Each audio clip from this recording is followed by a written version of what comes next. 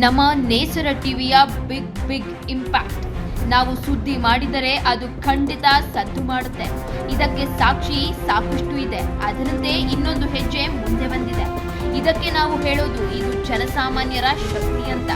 ನಮ್ಮ ಸುದ್ದಿ ಖಂಡಿತ ಸದ್ದು ಮಾಡುತ್ತೆ ಎಂಬುದು ಮತ್ತೊಮ್ಮೆ ಸಾಬೀತಾಗಿದೆ. ನಾವು ಸುದ್ದಿ ಮಾಡಿದ ಕೇವಲ 24 ಗಂಟೆಯಲ್ಲಿ ಫಲ ಸಿಕ್ಕಿದೆ.